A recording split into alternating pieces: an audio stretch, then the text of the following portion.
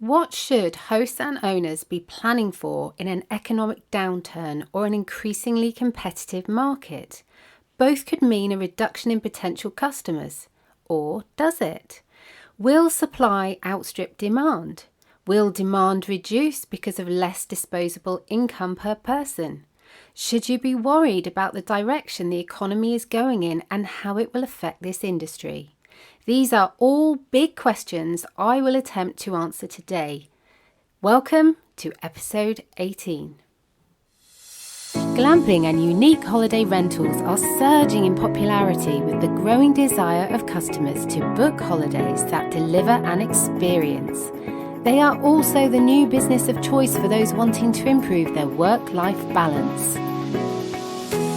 So how do you build a strong business like this that gives you the life you need and a great investment? I'm Sarah Riley, and I want to share what I've discovered after being immersed in this industry for over 20 years to inspire you to find out more about what's going on. Welcome, this is the business of glamping and unique holiday rentals. Hello, and how are you all? If you're listening to this episode when it first gets released, it's almost the end of the season. If you can see me now, I'm doing a Mexican wave for you all because I'm sure you're all very excited to be at the other end of a season. You've had all of that work you've been doing and you've come out of it and you're feeling amazing, but you're tired and you need to rest. And you just need a little bit of you time, and I totally get that. So hopefully you'll be able to relax with this episode. I'm going to make it as painless as possible, even though we're going to be dealing with a very big subject. Now, this one was inspired by a question from Henry. Thank you, Henry. Really, really pleased that you did this and you sent it in. I'm very grateful when people ask me questions and I'm able to respond directly on this podcast. I think that's what this podcast should be about, answering your questions and finding out stuff that's really going to help you. And so that's why I'm here now. But it's also very, very relevant because of what's going on in the UK at the moment with Brexit. I mean, quite frankly, what is going on with that? Oh my goodness, I don't think anybody knows what's going on with that. And as a result, I'm not going to talk about it. But there's all kinds of other things going on around the world as well, which is making this a particularly unstable time. Now, we all remember the 2008-2009 financial crisis. At the moment, there are things happening which are a little bit reminiscent of that time. Now, for me, it was a very memorable time because I damaged my neck at that time and I had a major stroke and it nearly cost me my life. And I talk about that in more detail in episode 14. And that's not what I'm going to talk about now. But at that time, I was on maternity leave when it happened. And there was so much turmoil at the time. There had been the major financial crash. Things were happening and the banks were going broke and losing our money, and things were happening that had never happened before, and it was just a shocking time. And I decided at the time, because of what I was personally going through, to request voluntary redundancy. So not only had I had a stroke, I had two very small children, and the youngest was 2 weeks old. And I was also made redundant. It wasn't a difficult decision, though. I was struggling. And at the time, I considered myself very lucky because actually my decision was my decision. Some people at that time really weren't so lucky. The decision was taken out of their hands and they ended up having to take redundancy without their choice. So after the crisis, some industries really faltered and went into recession and are only now just beginning to recover. Some of them haven't recovered at all. But what was really interesting was how that time, in my opinion, was the beginning of the complete growth of the glamping industry. Now, in my investigations about glamping worldwide, I found a little known journal called the Journal of Outdoor Recreation and Tourism. This noted that this industry had stellar performance during the global financial slowdown and urged for further research. This is really interesting stuff. Now, I've written in depth about this on Inspired Camping, and I'll leave the link in the show notes for episode 18, because this is episode 18. So that's www.inspiredcamping.com/018. Now, it gives my reasons in that article about why I think glamping has moved from a trend to a significant industry and business model, and how it's lots of external factors that have made that happen. And it's really interesting because this journal, the Journal of Outdoor Recreation and Tourism, actually noted a little bit of that as well, about what actually had happened, that glamping actually became a really interesting new industry that was showing real growth and performance during a time when so many other industries were going downhill. Why was this? Now, while competition is not necessarily a threat, in my opinion, again, I think this is good, because healthy competition in an industry means that there is money to be made in that industry, that people are buying things in that industry and that they're interested in it. What you do not want to do is enter an industry where there's very little competition, because this means there's not really enough money to go around. This means that unless it's a very new thing and a very new trend, and you're seeing something that other people aren't seeing, that it's very likely that there's just not enough interesting business to go round. So an economic downturn is slightly different. But during these times, people still want and need vacation time with their families and an opportunity to relax. But what they do is they start looking for something different. The thing that they look for is fueled by their current situation. So it could be they have less money, or they have less time, or they are able to go less far. It could be a lot of different reasons why they might be looking for something different. And this is part of the reason why glamping showed such stellar performance during the global financial slowdown, because people started looking at ways they could still have a really lovely, luxurious holiday, and yet they would be able to maybe not spend so much money, because they could have the whole family go, and the price of the glamping holiday would then be cheaper. Which basically translates into the fact that customers change their buying behavior, and they change the decision making that they make about what they want to buy. And that is fueled and motivated by what's going on in the economy and what's going on with local competition and competition within an industry. So of course, this is all my opinion. It's based on research that I've done, things that I've been involved in my time in this industry, which has been quite a long time, but also it's the findings that I've had in reports and the conversations that I've had with other experts within the industry. And so what I'm going to do now is just suggest a few things, a few reasons that I think glamping has shifted and changed because of the economy. So first of all, it's worth noting that glamping has attracted a completely different market segment. So glamping is all the benefits of staying in a 5-star hotel, but while enjoying the best bits of being out in nature, such as being around a campfire, cooking over a campfire, letting the kids run around in the fields, being able to stargaze. I mean, how magic is that when you see a starburst? These are times when memories are made. And everyone knows that, and they want to do that. The great thing about a glamping holiday is that it has the luxury. It also has the fact that it's easier, because, quite frankly, camping can be quite hard, especially when you are camping with your family, because you have to remember all the items that you need to take to keep everyone happy. You have to pack it all yourself, take it to the campsite, you have to set it all up, and then of course you have to take it all down at the end of the holiday. Whereas glamping, it's all done for you. You just turn up, you enjoy your holiday, you have all the best bits of camping, and yet it's all with very little effort from you. But the great thing is you have all those benefits, plus those holidays can be cheaper as a whole because the whole family can go, stay together, have these experiences, make these memories for a lot less money. A very important factor when considering an economic downturn. Plus, the added benefit is that the family is out in nature. Now, we all know that when you are suffering from stress or anxiety, the best thing you can do is to connect with nature. It really helps the body adapt to the situation that it's faced with. I write about this and the additional health benefits of camping and glamping on Inspired Camping, and I'll include that link in the show notes as well.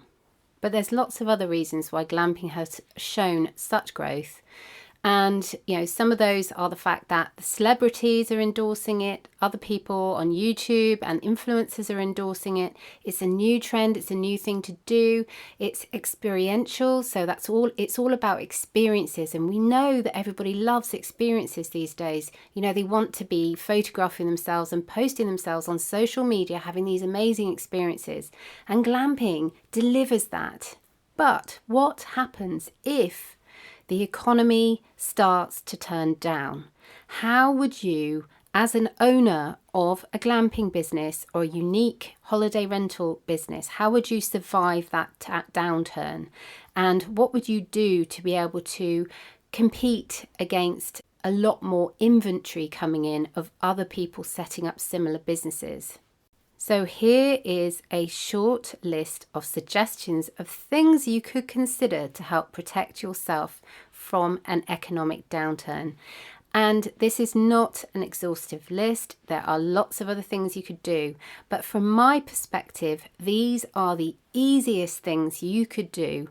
And they would cost the least amount of money, but they do require you to put some time and effort into it, and particularly around thinking in a creative way how you might be able to introduce this. So let's get started. So my first suggestion is about making the most of all of your assets. So when I'm saying assets, I mean your land, your buildings, and your skills. So if you have certain skills in certain areas that you think you could share that could actually enhance the service you give, then that is something that is equally as important as maybe converting an old barn to host community events or communal events or retreats or anything else you might be doing. So make the most of all your assets. Think about what you have and then how you might be able to apply that to making your business stronger. In everything you do, think about how you can stand out from the crowd and get heard. This is all about being visible. If you are visible at a time when the economy is struggling and things are difficult, you are much more likely to be able to attract customers when others are not. And the other thing that you can do to really help yourself with this is to think about how you can be different. Be different with your brand, be different with your offer, and also your service, but not just about what you can offer. Think about what does your customer actually want? So when considering all of those things and how you can be different, think about it from your customer's point of view. Especially when times are changing and things are changing, what do people need? What do they need from you and what will help them?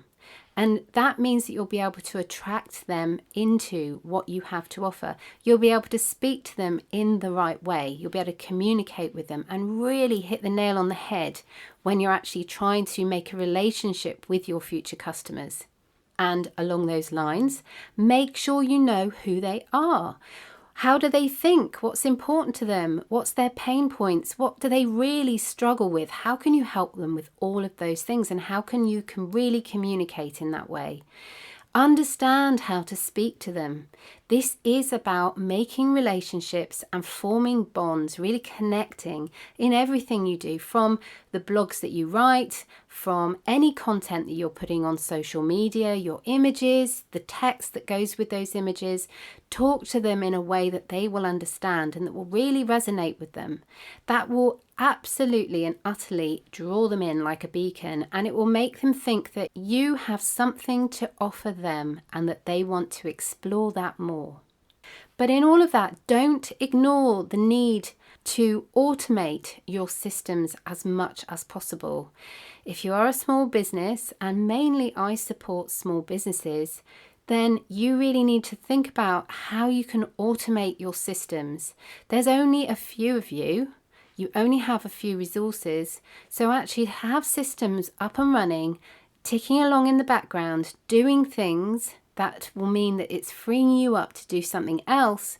That is invaluable. So these are things such as publishing content on a schedule.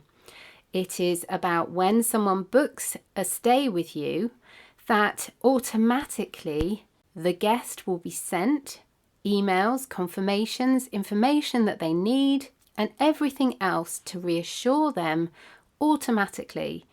It will help them really bond with you before they get there. It will help them feel that they've made the right decision about buying a service from you. And all of these things can happen automatically. You don't need to do this yourself anymore. It can free you up to do other things, such as continuing to build your business to make it stronger. But also think about, what is your customer attraction strategy? If there is an economic downturn, if there is more competition, it's likely that you will be fishing from a smaller pond in terms of customers. So you need to really think about, what's your customer attraction strategy? What are you actually doing to make sure that customers are seeing you and what you have to offer? And make sure that you have a plan in place to be heard, to be seen, to be visible. Now, one of the biggest mistakes I see new businesses make in this industry is they put all their time and their passion and their energy into setting up their business. The actual things on the ground, the services on the ground, the staff in place, the beds, the pillows, the sheets, everything that they're going to be doing. But they fail to think about their marketing. And marketing is so important, because you may have all of these assets, all of the glamping assets and things that you can offer to your customers. But how are you going to get your customers to actually pay you to stay there? There's no point in having all those assets if you don't have customers to fill your beds. This is about getting heads in beds. This is so important. And if you are going to enter this industry, one thing you have to get good at is marketing. This is a really marketing heavy industry, especially if it becomes more competitive, and especially if there is a downturn in the economy. You don't have a shop front. You're not on the high street with lots of people walking past your shop front to see exactly what you have to offer and then to come in your door and buy something from you. Your shop front is your website on the internet. It's your booking channel on the internet. It is the way you speak to people on your social media on the internet. This is an industry that has to rely on its online impact. So it is also a time to think about how you might be able to learn new skills to help you, to be able to use tools that you didn't ever know how to use before, but they're there to help you to find customers and therefore, learn how to use them. So one thing, for example, you could do is you could learn how to use Facebook ads and Google ads to find customers directly online, to put together some graphic design that will help to really stand out and be different from your competitors and to be noticed by your customers. To really put some time into connecting with your customers and building a community of customers. So, for example, if your business is all about retreats and health and glamping breaks that are connected to that, then why don't you build a community around health and wellness and that kind of support, because then when you are ready to launch your business, you already have a community of people who are eager to learn more from you. And if that means coming to visit you and stay in your glamping accommodation, that's something that adds another level to their connection with you. I have seen it time and time again that when businesses are able to really open up that type of connection with their customers, it really reaps dividends. So really understand what skills you might need and what new facilities you might need to put in place to help you ride the wave of an unstable market.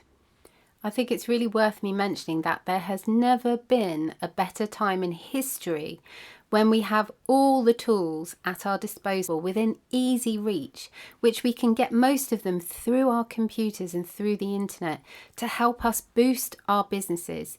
We can find all the customers we want, we can find all the help we want, and it's just a small distance away from us. It's all we need to help us protect our businesses, especially if there is a time of challenge ahead. Now, I can completely understand how it might feel a little bit nerve-wracking at the moment for a new owner coming into this industry, because this is a time of political unrest. This is a time of unpredictability. We have got a history of seeing things we've never seen happen before, such as banks going bust, and that can leave real anxiety within us about what we should or shouldn't be doing with a new business adventure. But the key is to really think about what you have and what you are going to offer, to learn from your competitors. Now, your competitors will tell you through their own actions and what they're doing, what works in this industry and what doesn't. Both of these things will really help you prepare for a potential economic downturn. Also, focusing on what you offer, how you offer it, how you are connecting to your audience, and how you are converting them into customers. So have you got your conversion tactics in place? These are all needed these days because there are so many distractions competing with you, with your customers, and you need to be the ones standing head and shoulders above your competitors, using the right tactics. And also think about the systems you're setting up to achieve all of that, and where possible making it automated so you're taking the pressure off you. The pressure needs to be taken off you so that you can then deliver a great service. But most of all, remember to inject a bit of magic into what you do and how you offer it, and loads of your own unique personality, because that will make you stand out from the rest, help your customers connect to you, and it will keep them coming back for more. I've really enjoyed thinking through this question that was put forward by Henry, and I hope my opinion has been of help. It's kind of helped clarify things for you. And certainly if there's anyone out there listening to this podcast and you've got any specific questions about this industry, what's going on in the industry, or anything else that you can think of, I'd be really interested to hear from you. So if you go to the show notes, www.inspiredcamping.com/018, as this is episode 18, then you can contact me through those show notes, and I'd be really interested to hear from you if you've got any questions. I really do hope you found this useful, and I'm looking forward to hearing from you all. I also hope I might get to see some of you next week at the Glamping Show and towards the end of October at the Glamping Summit in the USA. I'm really excited to be going. I can't wait to share everything that I've been working on. I've got some fantastic creative marketing solutions for you to help you boost your businesses for the future, and I'm really excited to share that with you. In the meantime, if you're at the beginning of your journey of setting up a glamping business, you may want to check out my quiz to find out if you are cut out to run a glamping business. You can find that over on www.inspiredcourses.com/quiz. And that's also the place where I offer loads of resources to help you on your journey and to jump ahead of the crowd. And if you're interested in having some of those resources, then again, just go over to www.inspiredcourses.com www.glamping.com/resources. Take care and see you here again soon.